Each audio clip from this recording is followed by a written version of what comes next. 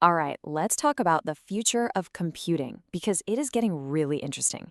Today, we're going to unpack Intel's next generation processor, Panther Lake, and we're going to go piece by piece through its brand new architecture to really understand what makes this thing tick. And look, this is the most important thing to get right up front. Panther Lake isn't just a minor speed bump. It's not the same old thing, just a little faster. It's a fundamental shift in how processors are designed, and it's all about getting the absolute best of both worlds, that peak top-tier performance and incredible efficiency. So the big question is, how are they pulling this off? Well, it all starts with how the chip is physically built. We're talking about a new tiled-based blueprint that completely changes the game from the ground up. Intel is continuing its journey with what's called a disaggregated architecture. And honestly, the easiest way to wrap your head around it is to think of it like super advanced Legos. Instead of one single massive piece of silicon, they build specialized blocks or tiles, one for the computer cores, one for graphics, you get the idea. And then they assemble them all into one powerful package. Now, the magic that holds all these little Legos together is the Foveros packaging stack. Just picture a tiny silicone skyscraper. Down at the bottom, you've got the base tile, that's your foundation. In the middle, the Foveros interconnect acts like all the high-speed wiring. And then right on top, Intel stacks all the specialized tiles. The compute tile with the brand new cores, the graphics tile, and the tile that manages the whole system. Now, you might have spotted something called a filler tile and wondered, what's that for? Well, this quote from Intel's Robert Hollick explains the practical engineering behind it perfectly. Basically, to keep the processor cool, the metal heat spreader on top needs a perfectly flat surface to make contact with. So that filler tile is really just structural support, filling in any gaps so the chip doesn't get bent or damaged. Pretty clever. Okay, so that's the outside, the overall structure. Let's zoom in now and get to the good stuff. The brains of the whole operation, the brand new processing cores that do all the actual work. With Panther Lake, Intel's hybrid design is evolving into a three-way system. You've got your P cores, or performance cores, and those are your speed demons for raw, single-threaded power.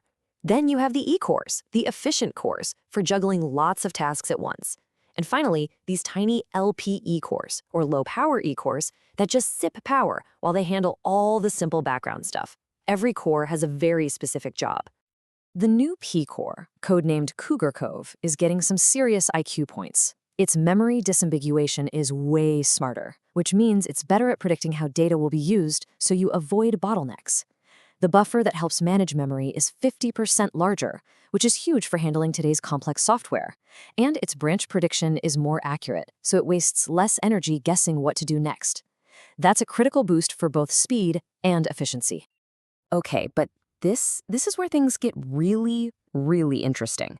The new E-core Darkmont is not just about saving battery anymore. Oh no, it gets similar brainy upgrades as the P-core, and a feature called nanocode lets it crunch through complex instructions faster.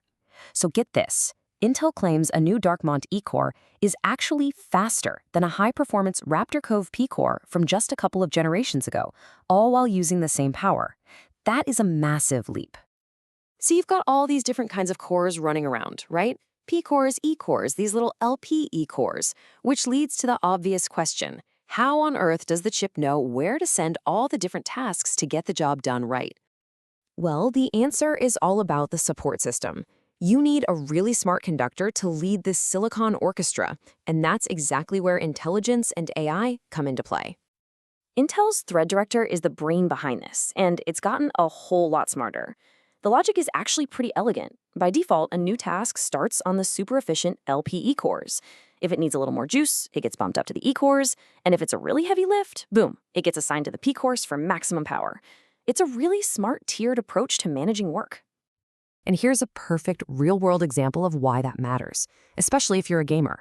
When your graphics card is going all out, the Thread Director can intelligently start new tasks on the E cores first.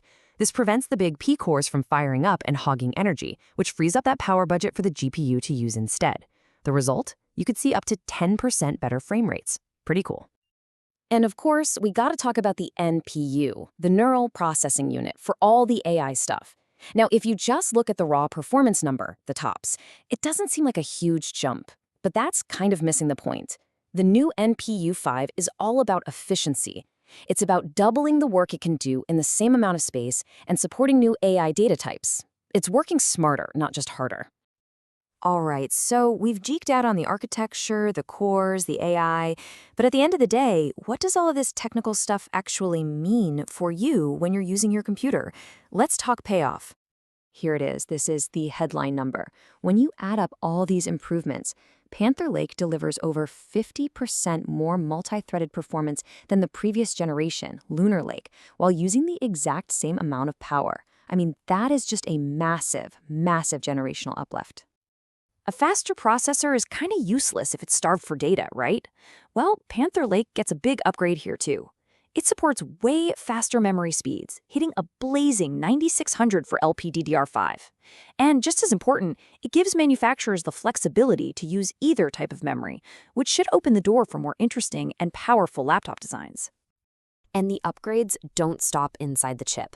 The whole platform gets a connectivity boost. We're talking Wi-Fi 7 Release 2 for more stable and efficient connections.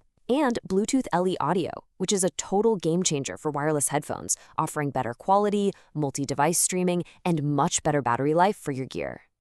So, when you put it all together, what is Panther Lake really telling us about where our computers are headed? At its heart, Panther Lake's mission is to be the ultimate hybrid. It's trying to take the high-octane performance DNA from Intel's Arrow Lake desktop chips and fuse it with the incredible power-saving smarts of the Lunar Lake mobile chips, all in one scalable package. It really is about getting the best of both worlds. And that leaves us with one last fascinating thought to chew on. We're now building processors like they're custom Lego sets, right? This whole modular, tile-based approach opens up a world of possibilities. So the big question is, how is this new way of building chips going to completely reshape what we even think of as a personal computer in the years to come? It's going to be really interesting to watch.